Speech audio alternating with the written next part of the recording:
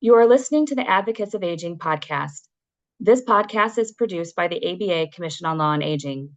Listen to hear interviews and stories on topics related to law and aging, including best practice tips for professionals and career advice. Age is not just a number, it is an opportunity for growth and fulfillment. These episodes will explore the hurdles people face when aging, as well as opportunities for improving advocacy and strengthening the legal rights of others. Hi, I'm Jessica Brock, here along with Erica Costello. We're with the American Bar Association's Commission on Law and Aging. You are listening to our Advocates of Aging podcast. Today, our guest is Christopher Phillips. Chris Phillips is an associate at Bond, Shinnick, and King in Buffalo, New York, where he works with clients on a wide array of trust and estate issues. Chris strives to use his knowledge and connections in aging and law services to give clients peace of mind as they plan for what comes next. Prior to joining the firm, Chris was a senior attorney in the guardianship unit at the Center for Elder Law and Justice. In this role, he collaborated with professionals to effectuate and oversee Article 81 guardianship cases for the personal needs and property management of 100 incapacitated persons at any given time. Chris also piloted and managed the operations of the Center for Elder Law and Justice's Aging with Pride project, which included providing civil legal services to LGBTQ+ older adults. This work was initially made possible by a postgraduate fellowship from the Borchard Foundation, Center on Law and Aging. Prior to these roles, Chris worked as an attorney at the Center's MedLaw Partnership of Western New York. There, he oversaw operations of a medical legal partnership between the center and the Erie County Medical Center Corporation, providing civil legal services to the hospital's patients. Welcome, Chris. We are very excited to talk with you today.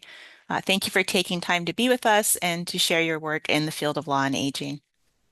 Thank you so much for having me. Excited to chat with you today. Well, Chris, would you tell us just about yourself? I know I just read your bio, but tell us about yourself and your career and how you ended up where you are now. Yeah, thanks so much, Jessica. So obviously my resume is there on the bio, but really I'm born and raised Buffalo, New York boy, and really got into law and aging because growing up, I really felt an affinity toward older adults. I found myself often volunteering at local nursing homes, adult care homes, working their bingo games or activities or serving meals. And during this time volunteering, I really saw that each person there, all older adults, have a story that really needs to be told. And oftentimes I was finding that their story was not being told and they did not have an advocate in their corner. So really with these experiences in mind, the reason I went to law school was to help older adults in whatever capacity that meant. I didn't exactly know all of the issues that older adults face starting out in law school, but I quickly learned from my work at the Center for Elder Law and Justice and additional community involvement that the issues faced by older adults are too numerous to count. That really being able to help navigate complex public benefits and important legal documents as they age really has kept me going to this day. That's really great. I think it's probably unusual for someone to go to law school to help older adults. So I think that's really special. Um, has your interest in this area of law changed then after law school, or has it remained the same? Yeah, so it's been a journey, certainly. So right, sort of my first internship in law school was at the Center for Elder Law and Justice in their guardianship. So we were serving as the guardian for about 85 to 100 incapacitated individuals at any given time, making all of their medical and financial decisions. Typically, they did not have individuals to make these decisions. The family members that they had were either not suitable to act as guardian for any reason, or they didn't have those individuals in their lives to step into this role. And so I really saw a host of issues come up in terms of their real property, in terms of their public benefits and their insurance in the long-term care setting. And so that really informed of the bulk of my initial practice right out of law school and even during law school. But as I was sort of working in this arena, I was noticing that a lot of the work that I was doing was helping individuals during their lifetime to navigate the aging process. It's really important work, and lots of great advocates out there doing this work. I was feeling a little held back because the work doesn't end just because someone passes away, right? The need for a lawyer doesn't end just because that individual is no longer with us, that the estate proceedings are an important part of the aging process that we can plan for. And I found myself in a lot of situations where the individual had passed away, our client whom we were serving as guardian for, and then we had to turn it over to another attorney to handle the estate matter. And I didn't have a real awareness of what that even entailed. Of course, you learn it all throughout law school, but practice in law school can be very different, as the lawyers on this call listening in very well know. And so I found myself really gravitating toward learning about the estate process to help inform the planning process that I continue to do as well in my current role. But certainly it has been an evolution of my interests and really piqued by my initial volunteer work growing as well. Thank you so much for talking about that, Chris. It sounds like you've had a lot of different roles within the aging field. So what do you see now as your role in the context of the aging field?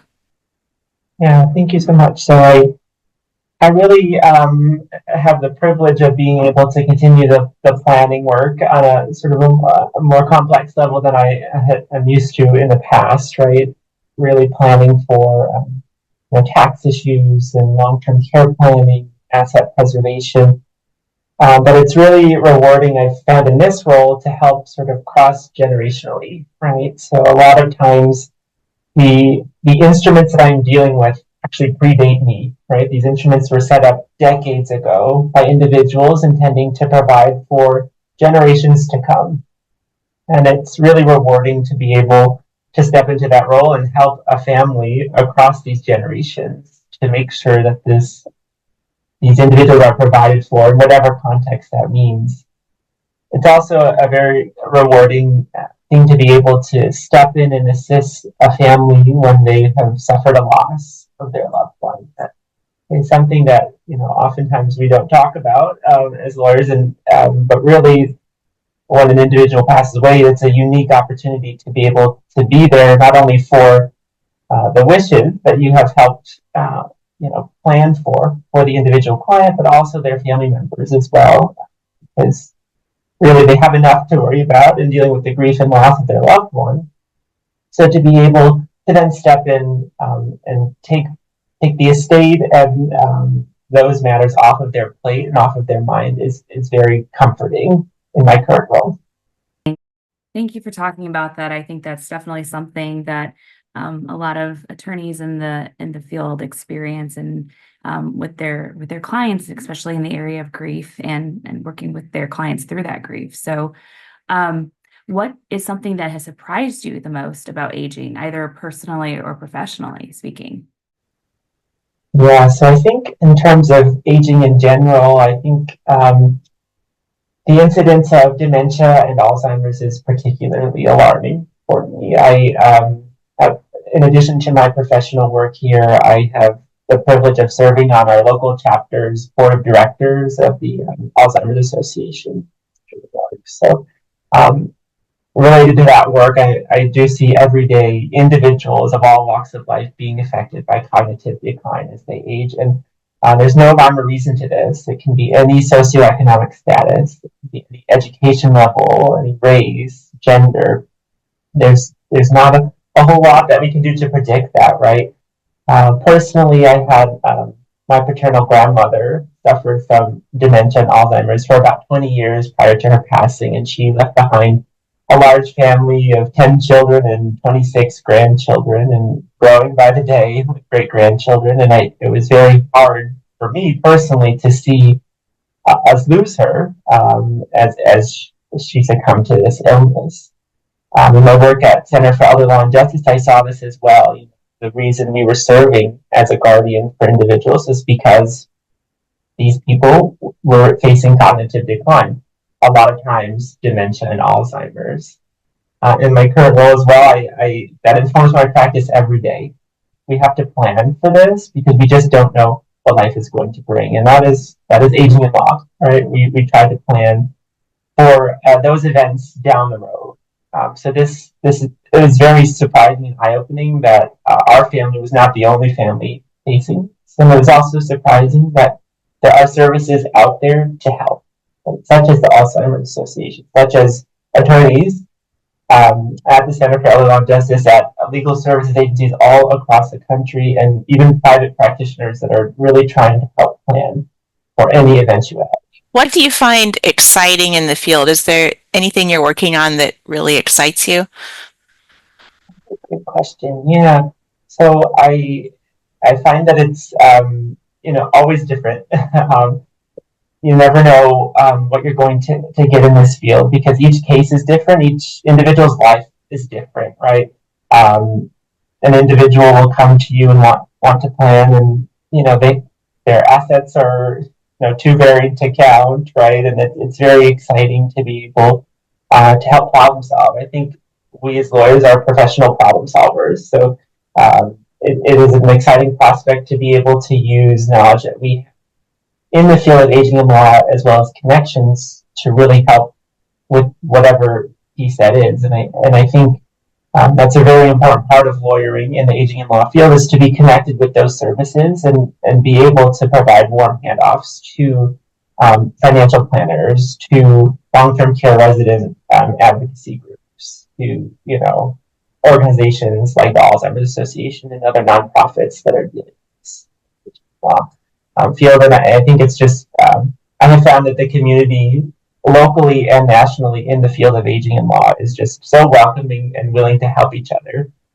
And so I think that is very exciting. You're so right that it's a multidisciplinary field, and those relationships are so important to the work. What do you see now or looking forward as the most pertinent or important issue in the field of law and aging? Yeah, so I have found my work at the Center for Elder Law and Justice in pioneering our Aging with Pride project serving LGBTQ plus individuals, I think is particularly interesting. I think it's going to be a subject of change in the future. A lot of my work was focused on advanced planning for LGBTQ plus individuals and couples, right? A lot of times these individuals, my clients were not married because for many years they didn't have this opportunity, right? They didn't have the opportunity to legally marry. So that meant they didn't have inheritance rights. That meant they didn't have necessarily the right to make legal decisions for their loved ones without having, documents in place to do that. I think I'm excited to see and hopeful to see that changing with legalization of same-sex marriage and really moving forward. I'm taking heart in knowing that some of these aspects are not going to have to come into consideration in planning as well. I think that's what I'm most excited to see.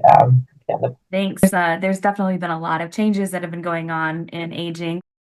What are any words of wisdom or advice that you would have for attorneys in the field or new attorneys going into the field right now? Yeah, I think the important advice I would impart is that finding a mentor is really important in the field of aging and law. And I have been blessed with several mentors. So I was able to receive a postgraduate fellowship through the Borchard Foundation Center on Law and Aging, and the director there, Mary Jane Ciccarello, she's a great individual and resource, and she's really plugged into the Aging and Law Network all across the country. So I think really finding like-minded individuals is so important in the field of aging law, and that can be in your local community, your employer, or through a community-based organization such as a board of directors of an aging and law or an aging organization in general. I think it's really important to wherever your legal career takes you to find those community organizations and continue to give back to those organizations in whatever capacity that means. It could be doing pro bono work for those individuals if you're an attorney. It could be volunteering like I just did a couple weeks ago at the Walk to End Alzheimer's, right? Any of these opportunities to engage with the community.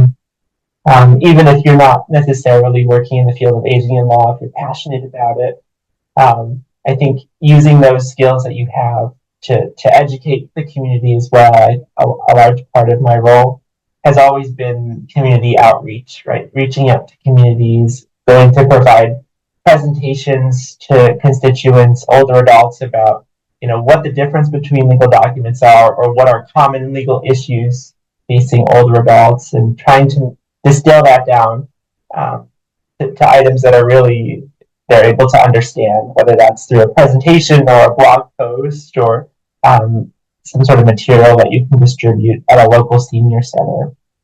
I think finding that mentorship, finding that community is really so important in finding that work and just making yourself known in the community locally as well. I completely agree. And thank you so much for sharing that, because there's a lot that can be done to help other attorneys and newer attorneys in the field. So is there anything else you'd like to share today for the viewers or people listening on our podcast? No, I just, thank you for tuning in, for your interest in aging in law. I think it's really a necessary service, and it's only going to get more necessary, right, as individuals age. I think, it's very important that younger attorneys and law students and whoever you may be are really involved. And even if you're not a lawyer or a law student, I think that those individuals supporting us, whether it's social workers or paralegals or administrative support, is really a crucial piece of this as well. I think, listening to your heart and following, what you want in your career is really so important.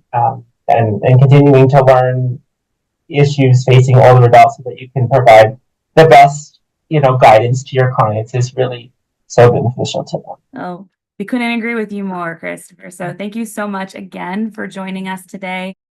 If you're interested in further information on this and other topics, check out our podcast notes on our website. You can also listen to this and other episodes by visiting the ABA Commission on Law and Aging's YouTube channel. Remember to like and subscribe to be sure to get any updates. We'll look forward to having you join us next episode. In the meantime, keep on advocating for the legal rights of all.